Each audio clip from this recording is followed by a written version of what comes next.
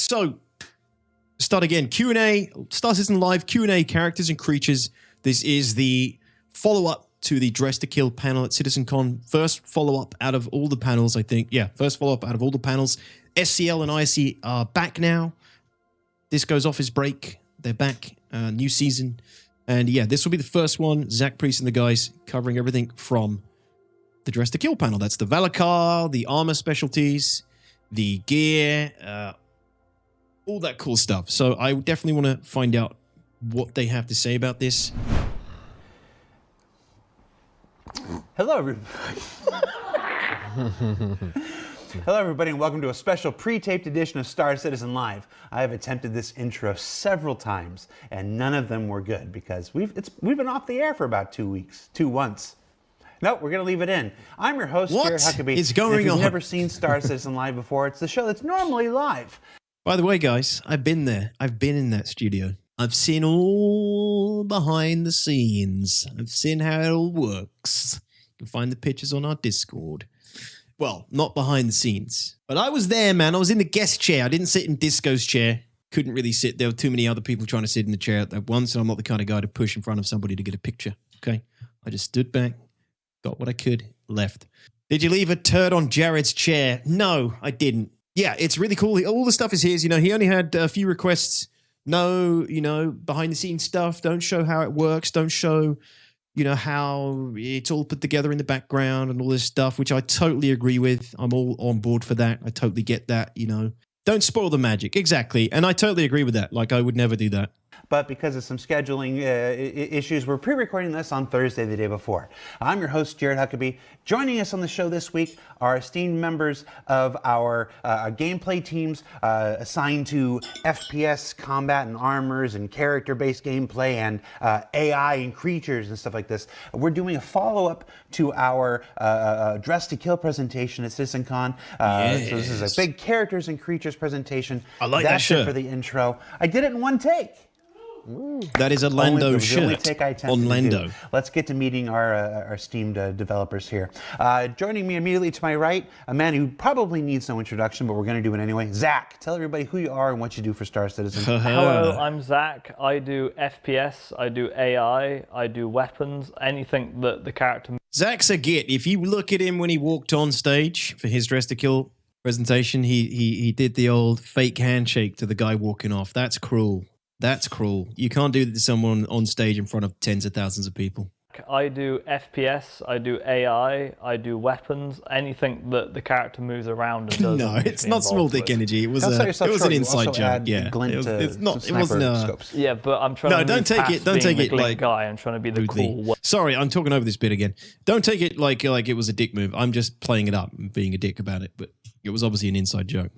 Don't sell yourself short. You also add glint to sniper scopes. Yeah, but I'm trying to move past being the glint guy. I'm trying to be the cool worm guy now. I get harassed less on Twitter that way. Cool worm Oh, no. Yeah, but he got banned. Okay.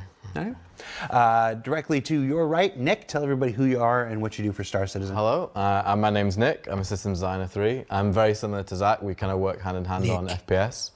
So we're focused on a lot of weapons, and also now I'm focusing on armor with Luke as well. So. Yeah.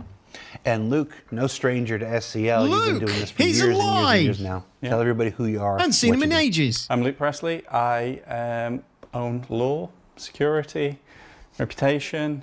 Now I own cargo, and also armor. I own the law, he says. He owns them? Does Dave Haddock know that he owns the law? I am the law. It's like Judge Dredd. I am the law.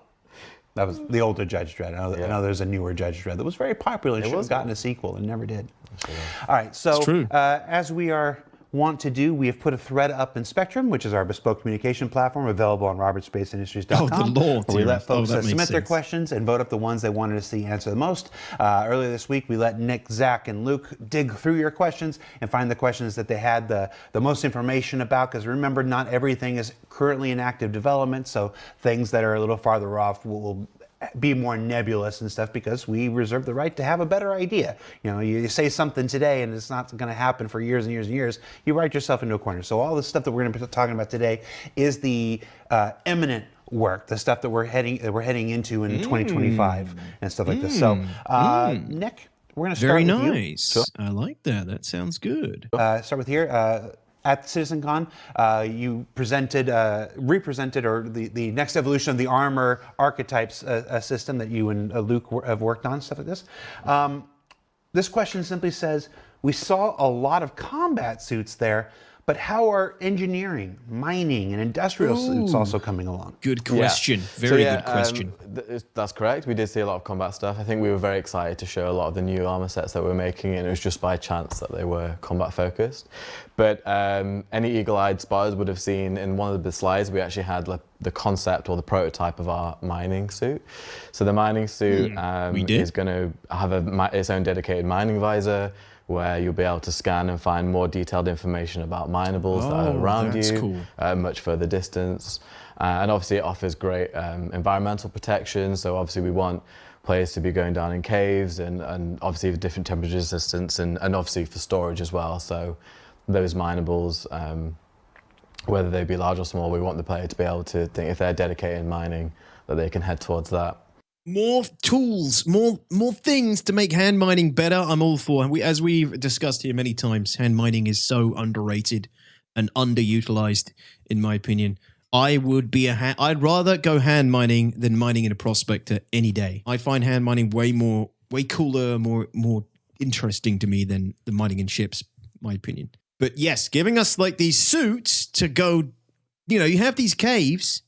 And you can like layer the caves essentially environmentally based on like the hazard level of each level of depth of the cave, right? So you have this, you can go in and mine as this scrub tier miner, but maybe you gate a certain mining suit or environmental suit behind a certain amount of rep or something with one of the mining factions or some faction who can give you like a special mining suit as a rep reward. Do more of that, and then you can like get deeper into these caves and get better stuff, mine better resources, more expensive resources. A little bit of imagine, but that sounds like the way they're going with it. The better you get at hand mining, the better equipment you get, the deeper you can go, the richer resources, the richer minerals you can acquire and sell them. Thing is, we won't see this for 2 years. No, we'll see all this stuff coming online next year, in my opinion. And we've got the salvage suit as well. Like, just remind me of that. Like, we obviously, the beauty of this as well is we are going into some of our armor sets that are more legacy as well. So it's not just new armor sets. So obviously we've got the current Grin armor, which I actually think has got a really cool feature. So it will be kind of streamlined more with the backpack. It's have its own dedicated backpack, which will stream from the tool through the arm into the backpack, which means once you're salvaging, you won't have to worry about changing the vials and whatnot. It'll go straight, streamlined, straight into your backpack. So if that is something you're dedicated in, then that has that opportunity. That's as well. A nice quality of life the improvement. Mining suit, because we almost had a miner in our demo. The armor wasn't quite ready. Same with mining, I guess. There's a visor specifically for the miner suit that'll help you better identify materials and stuff like this. For the salvage suit, is there something similar for the visor? Are we working on a specific salvage visor? Yeah, so that is still kind of in concept phase for that. I know the mineable one's a bit more obvious, but we'd like, obviously, to provide the players with enough detail as they need. So if that is a profession that they're particularly interested in, then when they do scan and ping out towards objects that they can interact with, then they will get more detail about potentially what material is and how much the health of the component, of the chip component, So yeah, most players who don't have that visor will be relying on the screen on their weapon, to understand what they're salvaging. Whereas they may, the visors may get extra information either side. Like I said, the different materials, maybe even certain areas yield more. Identifying the area, in case you're in a hurry, in case you're like trying to salvage in an active war zone. It's like, right, I'm just going after the really good stuff here. I don't want to want the crap at the end of the Drake ship. No. Shout out to Drake. I was hanging around with John Crew earlier, so I'm back on Drake. I love Drake, I really do. Nick, are the extra pouches from 2953 still a thing? They are still a thing. It's definitely in the plans. It's just not actively being worked on currently, but it's something that we're... Yeah, there was those pouches that you could attach to bits of your armor, right, for extra storage. But yes, the mining pouches were for the extra pouches were for clothing. We're definitely still planning for. Zach, Yes. we saw the return of the valakkar at this year's CitizenCon. Still planning for doesn't sound very committed to me, guys. And Raven makes a good point. That was from 2023. It's still not in. It's now over a year since they showed it off. And they're already, talking about introducing all these other new elements from the Dress to Kill. I mean, I'm not too hung up on the pouches. They're clearly not a priority because they're not really that important. Unless you guys can give me some good examples of why it'd be really important. You guys in Twitch chat and on YouTube in the comments as well, possibly. Be nice to have, but I guess it isn't very important. I'd rather have specialized armors and gear. We've got a lot of questions about the valakkar. Here's the first one that the comment that I saw almost immediately, like as the show was starting or whatever, is, wouldn't we just drop an A2 on this thing? Wouldn't we just Moab the heck out of this? Yeah. Yes. MFer? So of course that would be, make the most sense. Hey, I kill it. But there's two things with that. The Moab is going to be expensive to craft, right? Like that is that's an endeavor essentially. And the second thing is that if you do that, if you do any like large, big scale AoE attacks, you will destroy the harvestables. They will just be gone. So any like large explosions, like we talked about in Idris Railgun, right? Like that is a lot of damage as well. And you'll just basically completely remove the harvestables, That, or we're going to say, well, the quality is, absolutely gone as well. So people are like, there's this cheese strategy. It's like, I've already thought of that. So we've got you there already. Yeah, what does he mean by crafting the Moab? That bitch comes with an A2, locked and loaded, ready to go for free. The issue is also, yes, killing it with a railgun or killing it with a Moab destroys the harvestables, but what about just weakening it until you can just walk up and flick it with like a railgun? I mean, a railgun does half of the Valakkar's health apparently at this point early on. Obviously, that's complete, like, who cares? It hasn't been balanced. None of that's definitive, but that is also an issue, right? We did talk this over quite a lot on stream already. I do think a lot of the things they're already doing definitely take care of a lot of edge cases. My worry was that you could sit above the valakkar with a Idris fully manned on all the turrets and just plink the valakkar to death while it just, while the Idris soaks up the damage. But the valakkar uses a shotgun-like weapon. Like when it uses a range attack, Zach said it's basically a supersized shotgun. You're going to hit, the valakkar is going to hit a capital ship with that range shot. Every part of that shot is going to hit a capital ship and do the maximum amount of damage. Like a capital ship is going to take the maximum amount of damage from a valakkar ranged attack every time. So that does make it more difficult for you to bring bigger ships to deal with it, because the bigger ships won't be able to dodge the attacks. The smaller ships will. Before we started, I was trying to pitch Zach on this idea of just Godzillaing kaijuing the thing, and making it feed on explosive radiation and get more angry and stuff. I think the idea of a radiation-based sandworm is very cool, though. So hopefully we can visit that someday. All right. Yeah. Will the valakkar be a world boss type of encounter, meaning it roams and you find and search for it, or will it be a mobiGlas? These are all questions I was going to ask. Rich is very keen on it not being a mobiGlas mission. He understands, the almost pompousness that you need with something that is of this scale and this cool. And we do have a specific plan already. We know what we're going to do. It's nothing like we've seen in Star Citizen before, and it's very cool. And I've seen the brief, I know what it is, and it's incredibly cool, but no details because we want to make it an event. Okay. What a tease. An event? Oh, no. Oh, no. Hey, Damien, how's it going? Want to make it an event? Don't make it a fucking event that you turn on and off, please, COG. Please, for the love of God. No more of those. Make it a world boss. Anyone can go track down and find. Anyone can go encounter, make it RNG, whatever you got to do. Just don't make it a manual trigger. Please don't make it a switch on and off by the devs. I am tired of those. That is not a game. That is waiting around to play a game when the devs say so. I think what he probably means is he wants to make an event of the initial reveal of the valakkar and how you find it. And then hopefully after that, it becomes a organic encounter in the game that anybody can decide to go and hunt and find. Maybe there'll be multiple of them. I wonder if anybody's asked that question, because that was going to be one of my questions as well. Is there only ever one valakkar active at once, or can you get multiple of them? Are they going to be on any other planets? What is a valakkar? It's the sandworm Exodus that's was shown at CitizenCon as a world boss / raid style mission they're bringing to the game. A dynamic event that's triggered by a developer. Yeah. But marketing, they announced the worm is found, and here are the ships you can buy to take it down. Yeah, I mean, honestly, why can't we know what your plans are for it?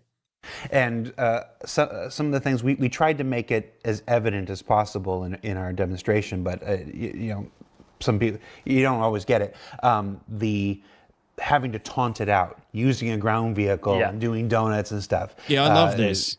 Obviously, we're not going to go into the details just yet, but that's representative of the kind of thing. Like, it's not just about going and finding it; it's about coaxing it out. Coaxing it out. And there is something you'll have to do with the big event that you coax it to a certain location. So that's already thought of. So it's not just oh, there it is, get the vehicle, go out. It's a very cool multi-stage process. It's when you get your guild together, your org together, and you're able to just get the boys together to let's go kill the sandworm. It's really cool. Can you kite the sandworm? Can you kite the sandworm? Well, I don't want to give a really nerdy gameplay answer, but it does move underground, so possibly.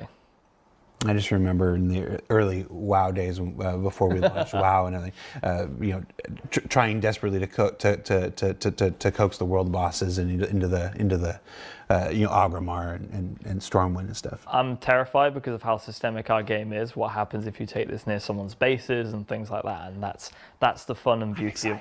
Yeah, I mean, there are Copians spawning near where NPCs are and things like that, and you can get to a place where NPCs are and they're having a fight with Copians because our game is just so systemic, and that's not something we plan. We're not like, let's put these near here. It's just how our game works. That's a pretty common thing in most video games, is it not? This is why, how are they implementing this thing? Is it going to be a natural encounter that you can potentially come across multiple of them, across the planet, or is it really going to be this one-time event thing that I don't know, everybody has to work towards and initiate and turn on and blah blah blah blah blah? I really hope not. I really hope valakkar are literally this some sort of environmental pre-requirements have to be met, or it's literally RNG, how you find one, or they're active all the time, and you've got to scan them down and locate them using exploration-based ships, find them, and then chase them, and then coax them out, and then raid them, and then kill them, and then steal its valuables. I really hope that's the play here. I hope they're not going they don't need to overcomplicate it, They don't need to turn it into a big event. They don't need to make it a dynamic event or something that can be heavily marketed. Make it just part of the planet monarchs. Just like crate dragons were in Star Wars Galaxies, right? You had to go out and find them. That was all that was required. Gameplay, my friend. Yeah, it's amazing. Yeah, but if I remember what happened when I used game design terms last time, people didn't understand what I meant. So I'm not sure you understand what you mean. Yeah, I'm not actually employed here. I just make the glint. Zach showed up one day to the company barbecue, and we just kept him around. Maybe this next question's for Luke. I mean, anybody can answer it, but with the need for multiple specialized armors, will we see suit lockers enabled and more options for armor storage, like storing in the ship's inventory, come out as Star Wars further developed? Well, those are on very different teams, like the Starware and the lockers.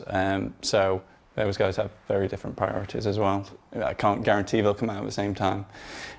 All ships that should have inventory, though, do currently. And for 4.0, a lot more of those will have physicalized panels and things that you interact with to find those. And the lockers themselves, those are really cool. They allow you to kind of pre-customize, your loadout. Whole loadout, yeah. Yeah, and then swap into it very quickly. And your clothes would go into the mannequin on the inside as well, so you really can quickly needed. swap back and forth. They also have small inventory space, so you can put your spares, your glasses and your grenades and whatever in there. So there will always be somewhere to store these things. Thanks, Avocado. When you Take have it to easy. take them off or swap. But they may not come online at the same time. A couple weeks ago, might be a couple months ago now, because time is illusion. I've been sucked into CitizenCon for so long. We released a preview on social media about the upcoming base building and the suit lockers and these gorgeous lockers where you can just display your full loadout. Star Wars Galaxy like this in your homes and whatnot. And it occurs to me that with cargo grids and having these things, that you might be able to.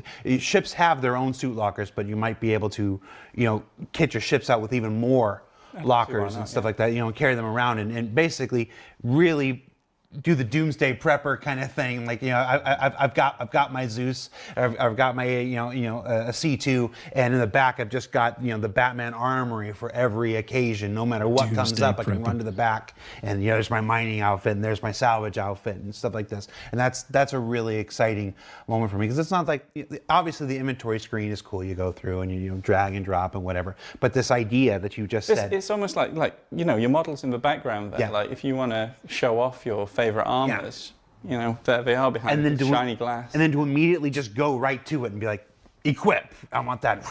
Yeah. I think that's going to unlock a lot of cool gameplay.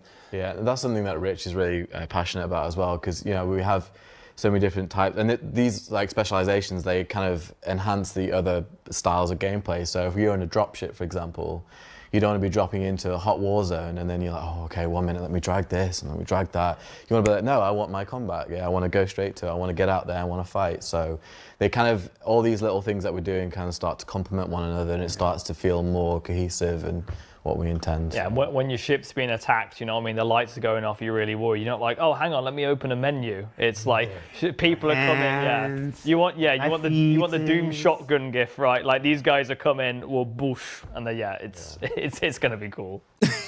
Yeah, that would be really nice. That we've been dealing with that for about 7 years now. I love Luke. He's looking down at him like, my sweet summer child. Oh, my sweet summer child, you're still getting excited about our features? Ha ha ha ha. Boosh. And then, it's going to be cool. You picked a perennial favorite here. This question is simply, parachutes? So, do you want to take this one? I did ask JJ about it. Yeah. So, yes. But maybe not exactly like parachutes. Something more in line with Star Citizen. So something in the nature of a parachute, but maybe not exactly a parachute. But yes, we want something in line. You don't want to be collecting that up and folding it away. You can imagine our game, it'd be that high fidelity. We need sci-fi. Luke knows. Luke is spot on right there. Yeah, great point. You don't want a fucking parachute because you have to spend 45 minutes packing it before every flight. You may not be aware of this, but JJ has previously said jetpacks for this. Yeah, I was going to say, we've already had this. No, we got something else hinted at. You got something else? I've got something else. Something else besides jetpacks? Yeah. Okay, interesting. Yeah, EVA retro thrusters. All right, let's find another valakkar question here. That's English for I'm excited. Oh, is that what that is? You ever been to a pub? It's all you hear half the time. No, it doesn't associate with the Brits. No. Let's see. Regarding the valakkar, is there any idea of how this once Lear-bound worm started to show up all over the UEE? Yeah, so thank you, Astropub, for this question. I saw Paul put this question in the Star Citizen live thread. I was like, yes, get him, Paul. Paul Astropub, for those that don't know, is does loads of lore content for Star Citizen, so he's super up to speed with all the lore. So he's trying to figure out how the frick a sandworm appeared from Lear 3 on Monarchs. I assume it's him because of the what it sounds like. He's going to make a video out of this, but I asked Narrative about this just to double check, and basically the idea is we don't actually know, but we assume that people have taken the juveniles from Lear and done some possible animal smuggling, and they've ended up on Monarchs and things like that. Maybe some scientists. We're not 100% sure. In a world as big and the universe as big as Star Citizen and not being able to track everything. Sometimes people do things and they happen. So possible animal smuggling. Possibly scientists. Oh, Jesus. No one knows. It's just straight up like, well, guys, Zach's finished.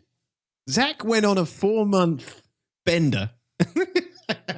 And he's made a sandworm, guys. Where should we put it? Oh, fuck. Well, they belong to Layer 3. You know what? They're coming in 4.0. We got Pyro coming, right? We got Monarchs. Just put it over there. Put it on Monarchs. Yeah, all right. So funny. Possibly scientists. Yeah. Yeah, they're always up to something, ain't they? If I don't see the meme within 5 minutes of this part airing of just Zach going, possibly scientists, I'm going to be disappointed. That was gold, man. That was funny as hell. Let's see. Will the valakkar scoot? Will it scoot? Will it scoot? Will it scoot on through the sand for much of a distance, or does it stay local to your area where you trigger the boss fight? Everyone who's seen the word scoot has immediately pointed out that this specific person used the word scoot, which is fantastic. But no, it actually does move underground. When it goes back underground, you see it moving and it kicks up a big dust storm, and it's really cool. We didn't have that working in time for the demo, but it does work now, which is really nice, because at the time it only worked in offline mode, not online mode. So it was this close. It was this close. But yeah, sometimes you just got to be, all right, cut it off. We're making the video. Yeah, I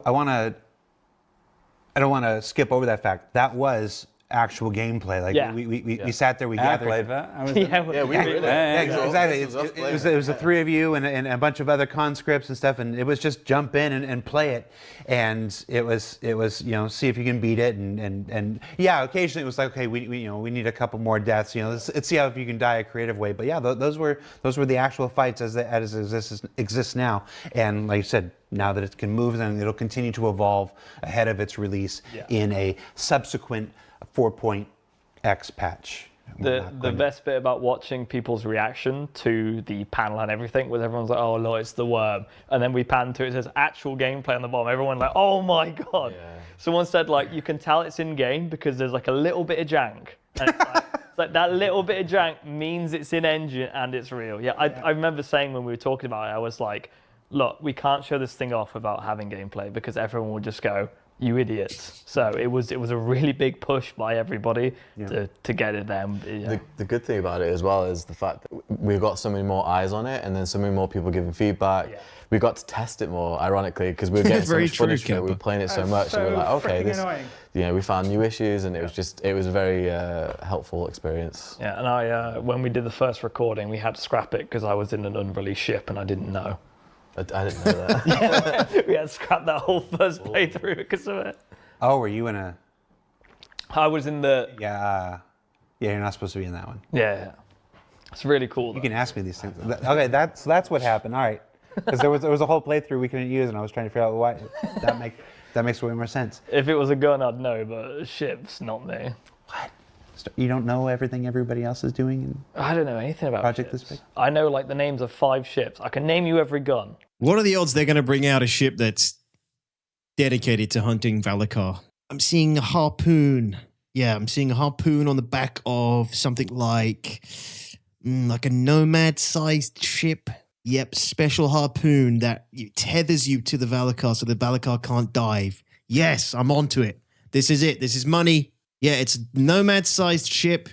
It's 2 or 3 stations, someone on the back manning the laser beam harpoon. So it wouldn't require a huge amount of development. And you shoot it at the valakkar, and as long as you're tethered, it can't dive, so it can't go underground, which lets everybody shoot it continuously. No DPS loss. Oh my God, that literally took 5 seconds. But if you're like, what ship is that? I'd be like, that's crazy, bro. Clue Sniper, Arrowhead. Okay. Why doesn't it have a glint on it? Can we get an update to the rolls of armor sets that have been sold on the Pledge store? Sure. So basically, it's obviously we've provided a number of armor sets through the website for various things. Some get coupled with a spaceship. Some are, going all the way. I think even the old Voyager Direct store probably had one or two. So are there specific updates to those roles yet, or is that something? Well, so all armors are going to get this, like roles and specializations, all of them. And the subscriber stuff is all variants of things already in game, mostly. And even the more unique stuff will get a role. So yeah, you don't need to worry about that. Like we'll just this. I won't go through them all. Yeah, I was going to say. I think what so the question all is armor actually will get it. That's like good. like a comprehensive list. Like I've back when I was running the subscriber program way back when, we invented like the Overlord armors, which was a vigilante gang in Pyro and stuff like this. Right. So probably, well, which roles are those armors and stuff like this? The Parasite helmet is like, what role is that for? And stuff like this. So yeah, a little too detailed for something like SCL, but I think absolutely when the time comes and stuff, we can write up a FAQ. Yeah. That's the appropriate thing to have a FAQ. We'll work with the community team, put that together. Hey Klaus, how's it going, man? Sorry, missed you it should be made clear as well that like the things, the armors you saw at CitizenCon, they're our newest, shiniest ones. That's the reason we picked those. Yeah. But all the legacy stuff, all the stuff that's currently in game right now. It's also worth saying like a lot of these armors they were very specialized, and we were trying to use that as a showcase to show like, okay, so if you want to be the ultimate stealth, you pick this stealth suit.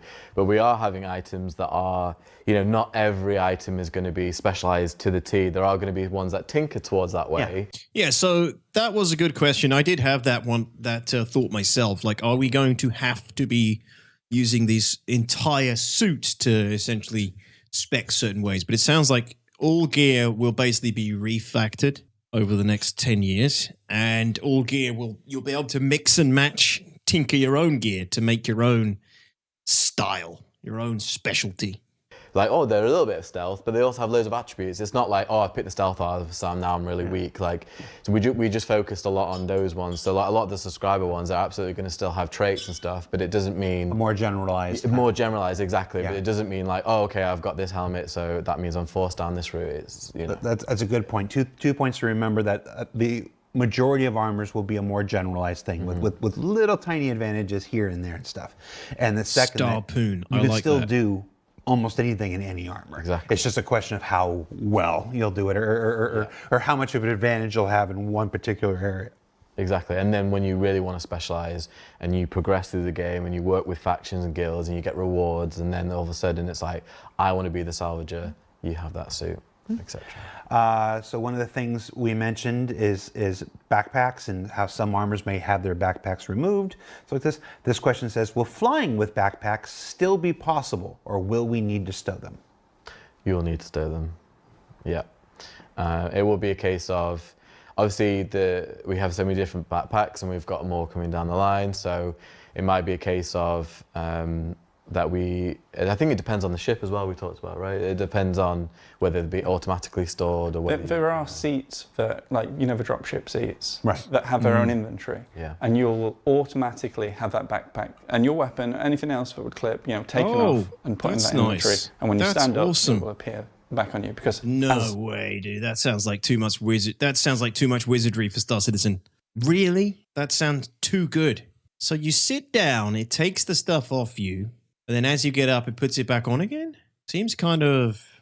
I guess it's basically just literally a cosmetic thing at that point. You know what I mean? Like, if I don't physically have to take the stuff off and re-equip it when I get up again, and it's just doing it all automatically, there isn't really any... Player agency is one thing I want to say, but like, there's no real implications there, right? It's doing it all for you. It's basically exactly how it is now. Yes, okay, yeah, Aristan, you're right. Aristan gets what I'm trying to say. He says the agency is preserved if that's the function of a drop seat. That's right. That's what I'm trying to get my head around, and that's it. That's the solution. It's the function of the drop seat. It's the drop seat specialty. It's the reason you have a drop ship. Makes sense. Okay.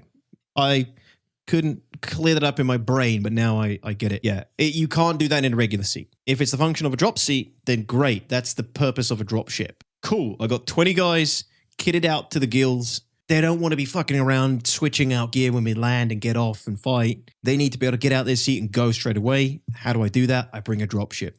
or I bring a Spartan. They can apply the same specialty to a Spartan or anything where quick, rapid deployment is a selling point of the vehicle. And that's a great idea. I'm all for it. You said before, Nick, like the last thing you want to do is be strapped into your dropship, you know, and then the doors open, and then suddenly, backpack, gun, you know, take it all out of the drawer. That's a major piece of information there, Luke. Like, you know, it's in the last couple patches when people have seen, you know, we've seen things, people sticking chairs, you know, to the cargo grid on the sides of, you know, Hull C's and stuff like this. And people have had questions about, well, what does this do for drop ships if you can just put seats anywhere? Exactly. And whatnot. Like, where's the value of my drop ship? But you just dropped a great little pearl there that, you know, a drop ship seat will have its own specific inventory. It will store your backpack, your weapons, blah, blah, blah, blah, blah, so you can sit comfortably. And then when you get out, all there for you. That's huge. Yeah. And I think folks who own a dropship will appreciate that. We're looking at other places where we can maybe do that as well. Like, you know, maybe single-seater ships and things, but, you know, nothing confirmed. I think it's a great selling point for drop-capable vehicles. I love that. Very nice information. My next question is obviously when, Luke? You can't drop nuggets like that. You're telling me when. I mean... while we're talking to you, Luke, why not? We have seen showcases of specific armor specializations like heavy combat and heavy tracker. Will we see armor variations of different types like light tracker and medium combat, and how will those full set bonuses differ from the shown examples? Give me a detailed list, 17 examples, please. Okay, all right, number one. Yeah, of course, you will see different like weight classes for the majority of the roles. With the main differences, like there'll be unique differences, but main differences obviously being protection versus mobility on foot and then in flight. So for instance, like, you know, the hunter, say, we've got a light hunter, we've got a medium hunter and two heavies currently. They'll all be the best in their classes at scanning, finding life forms. But maybe the heavy will be way better at it than the light. But the light gets the benefit of being stealthier and faster. And it's like, you know, which one do you take? If you're storming, if you know your bounty is in an underground facility they've taken for themselves, you know, you're going to go in the heavy one. Whereas if it's in, like, you know, busy streets and stuff, you take the light. So it's all about, you know. It's about knowing your prey. If you're stalking somebody, you know, who's savvy and knows what's going on, like Space Tomato or something, you'd want a heavy armor because, you know, they're probably going to fight back, and you want the additional protection. But if you're stalking someone who has no clue what's going on, you're just going to be able to sneak up right them, like Captain Burks. You can just you just use the light armor. It's like, you know, let's just get in there fast. He's not going to know what's going on anyway. Yeah, and I do want to clarify, actually, like, there's a bit of confusion about the full suit feature. That isn't some, like, arbitrary buff. It's not something we just made up. 7 of 7 superpowers. Yeah. Like, not all suits will have this kind of thing, but like, it tends to be systemic. So, say the stealth suit's a really good one, right? The bit you put, like the piece you put on your arms, that masks the emissions of your arms, right? So you need the full set to fully be hidden. Gotcha. Otherwise, some part of you is giving off emissions. It's not like, you know, you put it on and then suddenly you vanish off the face of the earth. It's also just going to come down to, like, the bounty hunter's entire style, you know, not necessarily based on his bounty's current situation or current environment. You're going to leave the house, leave the station in the gear you have for that day, and that's it. And that's going to be geared towards your style, your play style, the way you like to hunt. Unless you literally bring a wardrobe with you everywhere you go, switch up to different armor sets depending on the current situation of your bounty. I don't remember Jango Fett doing that. It is systemic. Fair enough. Zach, going back to creatures here. everybody knows, old timers will know that pets was one of it might actually be the Pets? very last stretch goal. It was near the end. Jeez. This question simply says, can we tame creatures? Well, taming is a very specific word, and I had to ask Rich about this, so I'm going to make sure his wording is correct, as to not have speculation. We don't have anything in development right now. So no speculation. There's nothing in active development in terms of pets, but yes, TM down the road sort of thing. But we're still committed to it. It is one of the stretch goals. It's definitely still committed. It's what we said at the beginning of the show. Not everything is in active development, so not everything has an answer that we can give you at this moment. Yeah. I think everybody likes the idea of having a pet copian. I know some of our NPCs in Pyro have pet copians and stuff like that. So those systems don't like the idea of the development time is going to add to the game. Worked out with NPCs, and being able to issue commands and stuff like this. And when the eye of development, Sauron turns its gaze back to pets and whatnot. After 1.0, definitely, I would hope. Yeah, I joined this project just so I could travel space with a Shiva Hey, Inu. Sneak, what's up, my dude? It's definitely something that I'm very keen on doing. You and Alberto, man. I don't understand this question. Why did the sandworm shoot rocks in a square? Okay, so I'm gonna fully put this to bed now. So anyone who thinks that spread is a square, so spread is when you shoot your weapon or not aim down sight. People seem to think they're obsessed with the idea that it is a square. Why? Why do they think it's a square? Because they have sent me all these videos and they're just incorrect. But this is a picture of a video of when the sandworm was bugged. See this? And that's when they didn't have randomness in, and it's a circle. He's come prepared for this SCL. So it is a circle. It's not a square. So you're saying that when it was bugged, it was a circle, but when you fixed it, it's a square. No, it's still a circle. Don't you start. There we go. He's ruined the evidence now. Oh yeah, He just destroyed his only bit of evidence. What was the problem with it being? I mean, I don't have a dog in this race, No, whether it's a circle or a square. It never was a square. It never was a square. Just to be clear. Are you trying to gaslamp the community right now? No, I've provided evidence. But you said they've sent you videos, and They've sent me videos which are incorrect. Presumably of it being in a square, I would guess. And they're wrong. I know, because when you turn on the weapon debug, it is a cone, isn't it? It is a cone. There you go. And don't say, oh, you said square. I mean, circle, not cone. They're the same thing. This sounds like you're gaslamping the community. You're going to be the square guy now. You've gone from how dare you? I'm not a square. Somebody in the chat's going to be like, you said it wrong. He means gaslighting. No, it's gaslamping. It's always Dude, I been am not even aware of this meme. This is all new to me.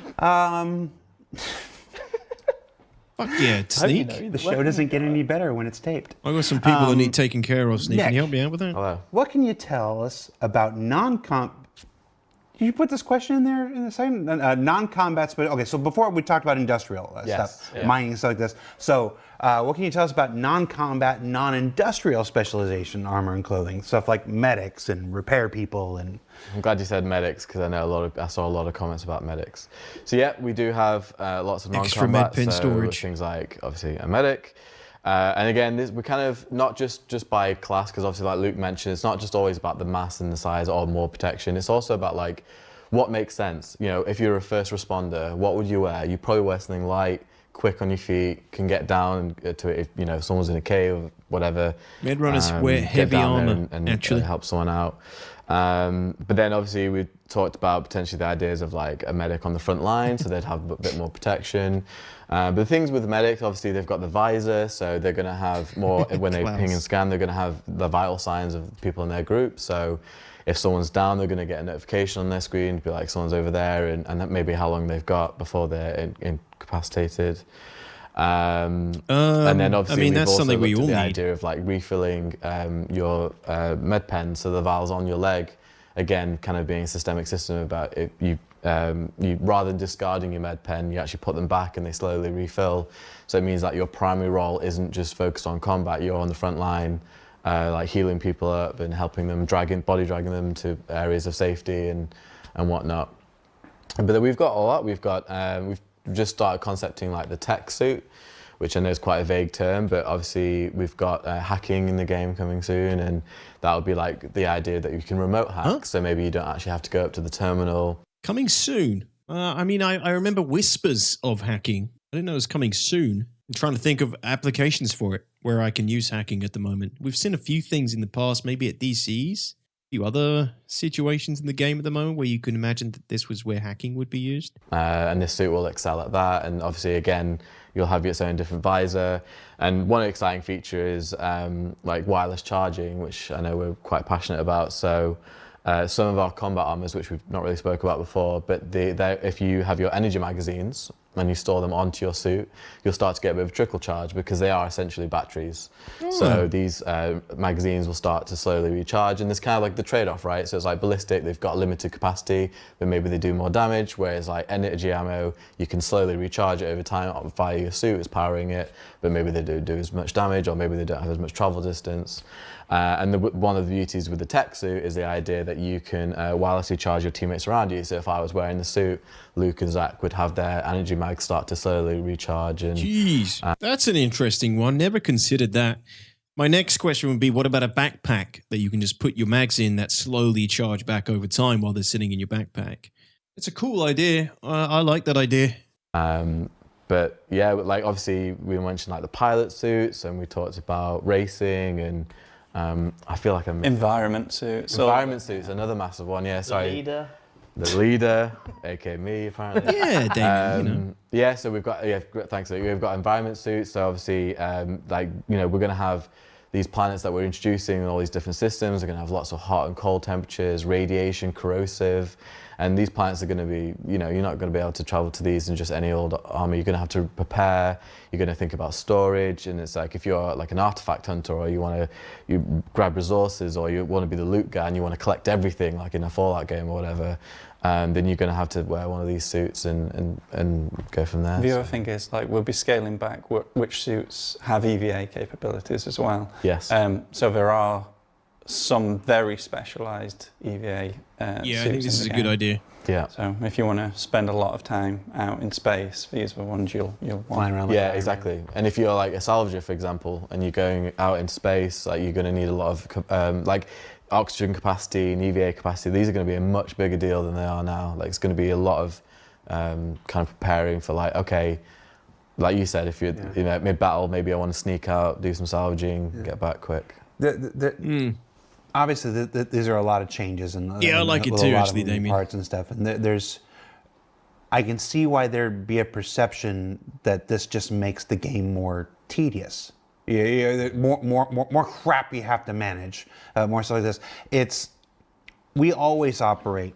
Still can't hand carry a helmet without it being a two-handed box. Yeah, it's a little bit annoying. And I've been here for a decade now, so I can say this in full-throated here. We always operate on this idea of you bring it to the point of realism, and then you bring it back to the point of fun. Yeah. It's when all these new systems get implemented, you know, all these different suits and all these, you know, this does this best for this, and this best for this, and this best for this, and like this.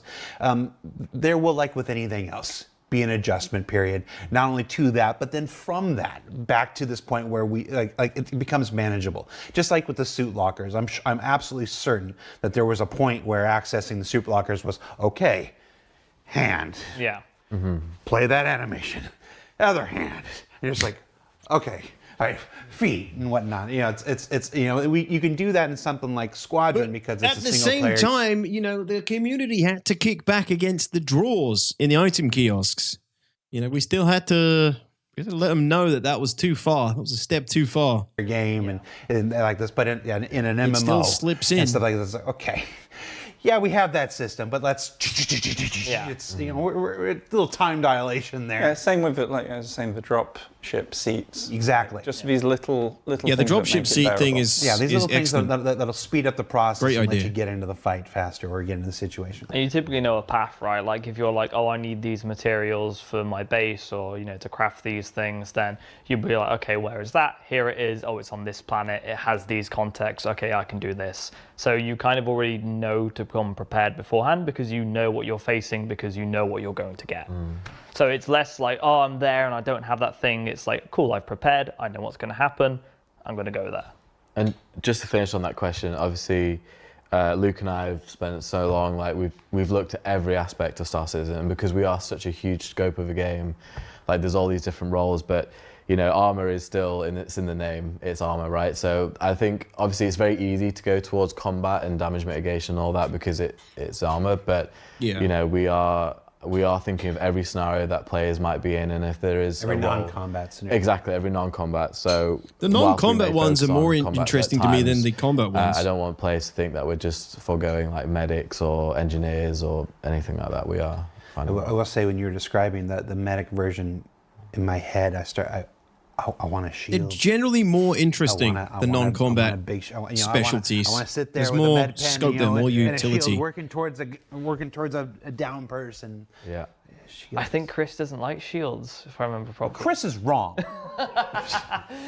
Weren't shields a thing at some point? Broadcast of Star Citizen. He doesn't like shields. All right, I'm gonna talk to him. Hold on, just let me message him now. We're not live, so I can take the time to. Yeah, get Boss Man on. Chris. WTF? Okay. We'll just leave him with that. See how long it takes him to respond. Yeah, Raven. That's right. Let's go back to a valakkar question. Where's a valakkar question? Or a creature question. Oh, the valakkar question. Oh, Is deployable the valakkar shields. the biggest thing? No, the valakkar is not the biggest thing. In the presentation we ended it with so far, and I believe in our matrix right now, the biggest things are on Castra, and it makes the valakkar look small. So that is going to be very intense, and it's going to be very cool. Rich has given me the brief. He's very passionate about these things. He was like, Zach, the valakkar is really cool and big, but Castra, that's when you're going to see and I'll leave it there. But it is intense. Is a valakkar longer than a space whale then? What? The valakkar's way longer than a space whale, isn't it? Depends on the size of the space whale. A long space whale. A long space whale, perfectly average space whale. I don't know the measurements of the space whale. I bet it's longer, but not. Yeah. Anyway, sorry. Are you Bet it's longer, but not wider. It's going south this. We're still talking about the fauna. I don't know. My brain went into a whole place where it's just better if I keep my mouth shut. Oh, look, Chris has messaged. All right, well, we don't need to worry about next week's show.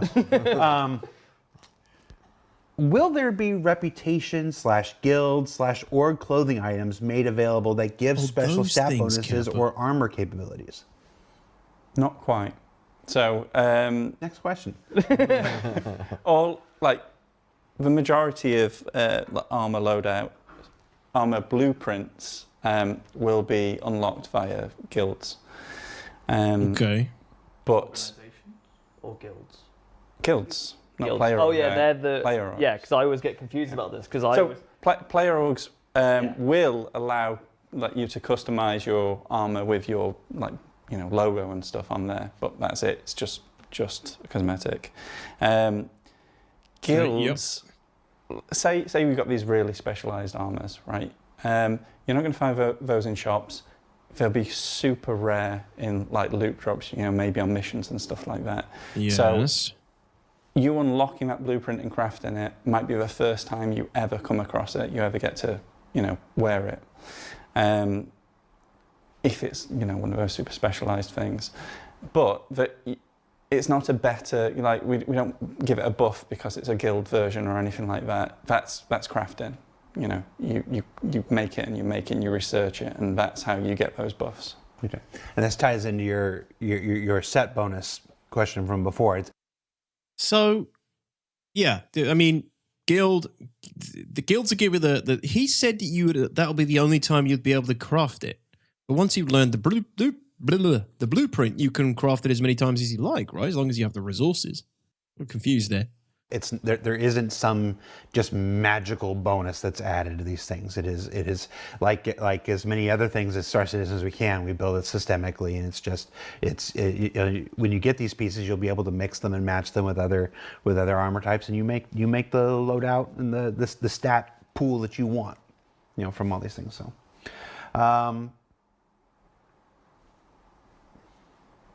You put a question about subscriber armor in here. Dangerous. Subscriber armor. When we lose it, do we use insurance or recraft a blueprint, and how does that work? Are you looking at me? I'm looking at you. Yes. So, with your subscriber armor, you do gain a blue. Yeah, easier to get armor from guilds, super rare to get blueprints to craft. Oh, right, yeah, yes, as many times as you will, but you can only craft it if you have the blueprint. Yeah, crafting will allow you to make a better version stat-wise. Yeah, I get all that. It was just the way he said, yeah, you'll get the best blueprints from guilds. It'll be much harder to find a loot, but then he's like, well, you'll only be able to make it that once. Or I think what he meant to say was that the blueprint, only you can make it. Not make the item once. That wouldn't make sense. Blueprint when crafting is introduced into Star Citizen. I looked at you because we were talking about crafting, and I thought you might want to carry on that just for the record. Nick's the one who's It's a going to get controversial topic. Yeah, I'm very nervous about the question. I want to get right. So when crafting comes into Star Citizen, you will receive a blueprint for your items that you've got, and you will be able, those unique items you will be able to craft again. And just because I know somebody's immediately going to ask, that's not a replacement of the item kiosk, the item recovery. Yeah, which we still haven't seen. That's something from 2023. I think it was at one point we intended it to be in a previous patch, and it just wasn't ready and stuff like this. There are still plans for that. When we solve a number of technical challenges, we were talking about that before the show. How to keep that from being an item duplication machine. It has to go through and find, like, where is the existing item? It's floating out halfway between Hearst and Microtech. Okay, it's got to clean that item up and give you the new one, so we're not just spamming hundreds and hundreds of copies. But also, if it was stolen, it sounds like a nightmare. If it was taken, no. If it's sitting in somebody else's inventory, that's is that a legitimate kind of thing? Because we also don't want that to just become a duplicate thing. So there's a number of technical and logistical and just game rules things that we're still working out. But crafting seems like an immediate solution. Well, when it comes out anyway, like probably a more immediate solution to allow you to recover those items, because a lot of those items are really cool. Absolutely. You'd still have to get the resources though and craft it. I can't as opposed to getting it back. Although, how would you get it back from the recovery? Would you have to pay for it? How are they doing that with in-game credits? 24-hour claim timer for replacement, job done. Yeah, but like you said, the game's now got to track where all those previous items are. Are they stolen? Are they destroyed? Are they lost? Why don't we just have skins of items? So you can just apply it to the weapon, the item, instead of having the actual item? Just make it like a reusable thing, but maybe put it on a timer, or make it unusable while one is still active. It still needs to figure out. We still need to know that the other one is deactivated, though. It needs to know what's happened to the last version of that skin or item. It's a fresh one every 24 hours. Slowest dupe in SC. A token every month or 3 months to replace a subscriber armor weapon part. Okay. Like the LTI tokens. Not LTI tokens, like the buyback tokens. Like you only see the skin when it's in your hands. I just don't think the game works that way. That's how they do it with ships, though, but you have to apply it out of the VMA, and it has to be stored before you can apply it. There's all these other rules. You can't just it would have to be a physical item. Once you've applied the skin, it's a physical item. Yeah, it's not a bad idea, Ajed. Still getting copied, still duped, though. People literally set calendar dates and alarms to dupe it on time. Add that you have to pay stock value, only first one is free, then it really is an issue. Fresh one. Yeah. It sounds like what they're doing is, it sounds more difficult than I imagined. There's a lot of considerations that have to go in there. I don't know what the answer is, but those are some good ideas. Of some of the helmets that came out during my time there. So yeah, I want to use my P8 in the PU, you know what I mean? Sometimes I can't with Zach. You're not the only one. Many games, including Star Citizen, have gear for hot and cold environments. We talked about environmental armors earlier. However, has the team considered specialized clothing tailored to help in traversing places like jungles and swamps? Yes. Next question. He's on it. Nailed it. They sound like humid locations, right? Yeah. I'm trying to think of what else, what other challenges are in a jungle, right? Humidity just raises the ambient temperature. So if you have a sealed suit that has decent, heat mitigation, you'll be fine. That's what you'd want for that kind of location. And we have plenty of explorer suits, like suits that so you can be out in those environments for extended periods of time, whereas if you were just wearing kind of combat armor, you would overheat very quickly. They mentioned clothing specifically, so I'm thinking like Bermuda shorts and a Maui shirt, so you don't overheat. I imagine we'll have clothing that is cooler or not, but it's not going to keep you cool. You'll just be less hot. Trying to imagine wearing a Microtech parka, in the middle of a swamp, watching your vitals go crazy. We've kind of LTI spaceship TRF should do the trick. Right? So when I joined design team, I did a temperature pass on all our clothing and armors. So we have like a minimum and max resistance. So when you start to hit a certain threshold, you start to overheat. So yeah, if you want to go in your Hawaiian shirt or whatever, then obviously you'll last a bit longer. It'll still be better than a heavy armor that's not sealed, but I wouldn't suggest it, not when you've got just pop a helmet and an undersuit on, you'd be a lot better off. In the mid-90s, I used to be a professional baseball mascot, and I used to dress up as Trimmer the Rallysaurus in a big dinosaur costume, and I always had a camel pack full of orange juice and vodka. Nice. Fun idea. Make the subflare be so basic level that it doesn't matter if people dupe it. Make it buy it in a store in game level so no one cares. Yeah, but then you're going to lose subscribers. People want to feel special. People want that special item that makes them stand out. If everybody can get it that easy and stupable, then no one's going to buy it. No one's going to spend money on it. Will we be able to save loadouts of gear? Yes. Yeah, in the armor. What do we call them? Armor lockers. We just talked about. Yeah. So it's kind of what we alluded to earlier. So what about in item kiosks? Definitely need them in item kiosks as well. There's no reason they can't be an extension of that. Surely. That's that you can quickly swap to your loadout by the locker. Will we have backpacks that work with regular clothing that we can use without having to wear armor? Yeah, so we are entertaining the idea of potentially, like we're saying, light, because obviously we've got light, medium, heavy backpacks as well. So light backpacks could be used with clothing, and we might even make dedicated backpacks that would, kind of make sense to go with clothing. So JanSport. Nice. Yeah. And okay, I'm really old. Oh my God! Items have ID codes. You can make them unique so they can be tracked and deleted from the instance if it's claimed. Absolutely dead expressions. That's how they definitely should start to do it, Azaban. Somebody out there knows JanSport. No, but nobody. Wow, silence. It's almost Jared's bedtime. All right. Why was the Boreal Stalker cancelled? It's not cancelled. No, it's not cancelled. We really want to do it. Rich is really keen on getting those creatures that everyone has seen before in the game. It was in the Matrix? It was in the Matrix as well, yeah, and really cool variants of it as well. So not cancelled, definitely coming. He's referencing Rich a lot. I guess he works closer to Rich, but I think referencing Rich where they would often reference Chris, you know what I mean? Rich Tyra getting a lot of the limelight now. I think there's a thing that, obviously, priorities in game development, which is a good thing. Stuff like this. A lot of times that Chris happens too. He's because of Chris. Resource availability and stuff, and you're always, Boreal Stalker has all these, additional parts, and it's gonna be a pain in the butt to animate. Whoever has. Oh no, you're thinking of the whip crab. I'm thinking of the Boreal Stalker is the Yeti one.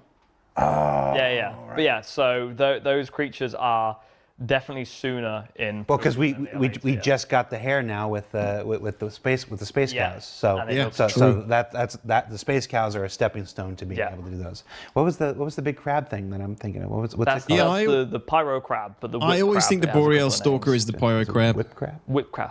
Whip crab, whatever it is. Like WIP crab. Like whip crab. That would be a very CRG appropriate name. But yeah, also with the Fauna Matrix as well, we've left some slots intentionally blank because whether anyone in the community posts something really cool and we're like, yeah, we want to nick that, or game directors do that thing where they go down and go, wouldn't it be cool if? And yeah, So we've left a couple of slots in the fauna matrix available intentionally in case we think of anything cool or we come up with anything cool and we can put it in the production pipeline. Cool. Yeah, we have the next 5 kind of like we know what they are. So the next 5 we know Really what they hoping are. the cadence and of they're this gonna be very fauna cool, and you're going to get a speeds up variety now. in those 5 as well. What are they? I can't say. Can't spoil it. You can tell me. How are you? Earmuffs, Yeah, everybody. hang on one sec. Let me just. You're making gibberish faces. That's just my accent.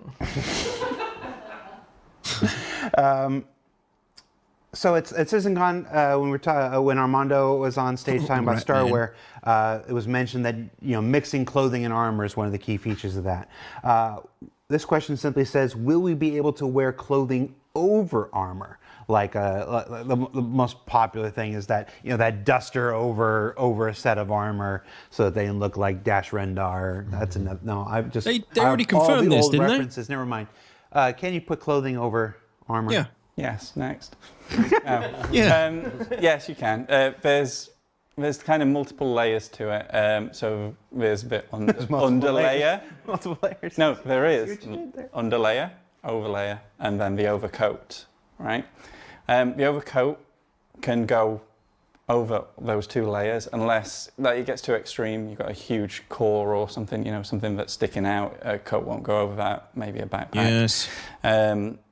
And then there's like combinations of the underlayer and the overlayer you can have. So you can have clothing armor or undersuit clothing, and then the usual kind of undersuit armor. Yeah. Okay. When we were putting the presentation together, that was Armando only had a very small part of that, but that's such a long requested feature for our game, and as seeing it technically possible now is really exciting. Well, it's not in yet. Speaking of that, let's go back to that fauna matrix. We saw a lot of simplified concept sketches on the fauna matrix. Yeah. The fauna matrix, that's I didn't pay a huge amount of attention to that. That looks like a lot of hopium on there based on the speed of which we've received fauna so far. I am, like I said, I hope that it's speeding things up here, but I'm not anticipating any more fauna anytime soon, really. What are the next couple of priority creatures for implementation? You put this question in there. You just said you couldn't answer that question. Yeah, well, no, I can't remember exactly what I put, but it was like... You put some bullshit answer about how you can't answer that question. Yeah, that's what we did. But then it was, it's like, we have the next 5 locked release. Post-valakkar, there's one thing... so post-valakkar it's something you've never seen before, and we're really keen to get those creatures out there. But pre-valakkar, there is a new one. So there is one coming before the valakkar that is new. Yeah. Okay. What is it? No, I'm telling you. I'm taking. Cal 2.0. Oh. We get to do another 10-minute episode where you rugby tackle me. It'll be fantastic. Not another cow. Oh. No. All right. Give me the name of the one after the sandworm. The one after the sandworm. Give me the name. They won't know what it is. Exactly, No, Tim. 'cause I'll they'll know never what feel it is. safe wearing clothes. I'll give you. Is it? I'll give you the name of the one before the sandworm. It's a Torok. Torok? Oh, that's the Torok that you guys were talking about. The Torok. Sounds like it should be lizardy, purely based on the game Turok. Cat God, what's going on, man? Torok. And it is a bit sci-fi, but it is a neutral creature. As opposed to? Hostile. Oh. It won't run at you. I was thinking about alignment. This is all awful good creature. Yeah. No, I wanted to do another neutral creature because I want to work on some neutral creature interactions. Like we have the Quasi-Grazer going out, for example. And that's really cool, but as we develop the Quasi-Grazer, when you stand near it and you interact it, you want it to be a bit more interactive. So we're making some creature tech, for example. Hey, that's it awesome, sounds really Kerrigan. dumb, but it makes a lot of sense when you see the Quasi-Grazer in 4.0 and understand why we're doing it. It's like, when you walk up to it, it looks at you like a pet interaction and things like that. So any neutral creatures that you do come into contact with, they're a bit more alive in the world and they're not just doing their own sort of thing. It's like if you walk into a cow, or you see a cow, it is aware of you, it's conscious of you, and that is obviously a lot of subtle animation work. It's a lot of AI work, but that's really important. Yeah. They need us to be in a good place for neutral creatures, and that's being worked on as well as the valakkar. How many times have you seen a Quasi-Grazer? I really don't think the Valakkar's that far away, man. I'm saying Q2 next year, I reckon. I think we'll be doing the boss Q2 next year, valakkar. We'll have this other thing before that. And on top of a chair and T-pose. We nearly finished this one. More than you'd hope, but less than you'd expect. Is it as magnificent as I imagine? It is. It's glorious. See if you can send me a picture of that. Pardon? All right, we're wrapping up here. Awesome, Will Campbell. it be Thank you, possible buddy. and valid to mix dress types to be more versatile in exchange for losing max stats? Yes. Absolutely. That's Absolutely. core to the whole system. Yeah, but again, you will be worse in some other ways. You might find that mixing together like some random bits of armor get you exactly what you want. Yeah, you know, that's for the a hope. very specific situation. I want to be able to make my own shit. Like, for instance, we're going to have, you know, these full suit kind of features. So like there'll be systems and even just kind of weight, you know, the mass support. That's a good idea, These Cody. things clip together. Very So good idea, actually. Right now, for instance, you can put on like a heavy backpack, heavy core, heavy arms, heavy helmet, and then absolutely no trousers, right? Just run around with you know, Saturday night. feeble little legs, somehow holding all that up, and you will be faster currently than if you wore leg armor. So that's going. Like, your puny little legs won't be able to carry the weight of that because we're making all armors heavier as well. So you will need the support of this leg armor to make that viable. Okay, that's interesting. You just crushed the hopes and dreams of Zero State. Sorry, man. No pantsless. I know. Okay. Yeah, Cody, that's a good idea. Make it so, you know, they react to foods and certain things in your backpack, in your items. I mean, I don't know what it would add to the game, but it's a small amount of fidelity that I feel like wouldn't take long to do. Left and right, why not? So we'll wrap up here. One last question. What needs to be finished for the valakkar to be released? Okay, Yeah, I also have good a question. list to this one, so let me double check. Here we go. So what you saw in the demo was completely fightable. We've been playing that. We're really happy with where it is and how quickly it's come along. So we're able to balance that, but what we need to do is have the worm have bespoke collision, because there's not really a human being or any kind of creature that is able to withstand a ship hitting it. So that needs its own collision, Okay. basically. Wait, did you say ship or? Ship. Okay. Yeah. I heard that too. I was like, oh, what? It's my accent. So that's the one major thing missing from the valakkar. We also need to make sure it behaves on the server, because, you know, AI historically. Add some more attack animations. Well, server meshing should take care of that, right? VFX, as well as setting up, you know, the big event that we talked about. So, yeah. So, but there's a lot of things we need to do with, like, As well as setting up the big event we talked about. Yeah. planet tech and spawning creatures and all that, and that we need to like nail down, because when we did the Copians initially, we basically could use the stuff we used to spawn rocks to spawn Copians. We're like, oh, cool, this works. But there's some things we need to do to validate where creatures spawn better. For example, like if we have quasi-grazers, we need to make sure they spawn No, it isn't, food Kappa. sources and Of course it waters, isn't. and There's always basically gonna be make a the new spawning one. more logical. Yeah, a bunch of the fights were when we spawned the sandworm, quasi-grazers were spawning alongside it. That's what I mean. So it's like if they know there's danger in the area, because I landed my ship because we had a bug at one point where the quasi-grazers were walking around and disturbing the valakkar and bringing it up, and we were like, why is it happening? And then we looked at the entity list. They're like, why are there quasi-grazers here?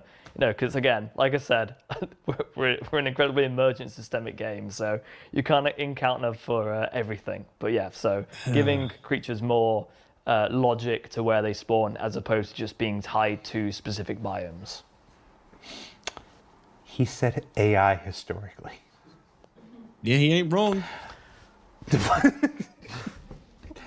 Just don't. They've been working great since I came on SC, so... No, they haven't, Zach. Yeah, That's gonna get I said, everybody knows the high hopes we have for the performance improvements with server meshing and stuff like that. So yes, we really do. We're all still. I haven't even heard a dev say, "Oh, yeah, these are all great with server meshing." You know, in our internal tests, whatever. You know, I haven't heard anybody say. I guess because you can't internally test server meshing, but Still feels so up in the air, man. Who knows? We're all still, fingers crossed for a lot of important improvements for that. Yeah, and you'll have seen how good the FPS AI has got from 322 to 323, and we've been really hamming down on that, and it's like night and day. Like it has been really nice to see it all come together, and we're constantly pushing for that at the minute. Like we have engineers that are dedicated full time. I mean, we ran 4.0. We ran the 4.0 EPTU contested zone. Me, you, TRF, Capitos. The AI were no different than anything I've seen in previous 3.x patches. They were just standing up and walking towards the area of fire and shooting us, but they weren't doing anything else. Time to basically making the FPS AI just, an amazing, immersive, engaging experience. That's all the buzzwords. All the buzzwords. All the buzzwords. Luke, Nick, Zach. Copians weren't moving at all. They were just in bunches. Thank you so much for taking the time out to do this. Some of them were. They did charge us. There were a couple that charged us that were a little bit more scary. Someone's vacation plans. Multiple vacation, Mr. Worldwide. You're allowed to take some time and jet set, whatever. The rest of us will be here doing the actual work. It's cool. Thank you so much, guys. If you haven't, check out yesterday's ISC. It was our annual behind-the-scenes look at the making of CitizenCon this year. This year, fully directed and created by our own Tom Rout. I had nothing to do with it, and it's really good. And I'm saying that for the camera because it's right here. He just flipped me off. So be sure you check that out if you haven't already, and then come on back next week. Next week on Inside Star Citizen, next week? We're talking to Benoit and members of the network team. Where it's a server meshing follow-up on all these recent tech preview tests that we're doing. So you want to check that out, and then come right back here for another SCL follow-up to one of our CitizenCon presentations. I have to check everybody's vacation schedule to know which one. Bye-bye. Oh, no, you changed the camera. Disaster. Try it again. Okay. Bye-bye. Wrong camera. All right. Take care, everybody. Thanks for watching. Cool. Okay. Next week. Server meshing follow-up. Benoit's going to come on. Going to say, look, guys, I'm sorry to tell you all this. It just ain't working out. We need another year. For 4.0. Just not working out.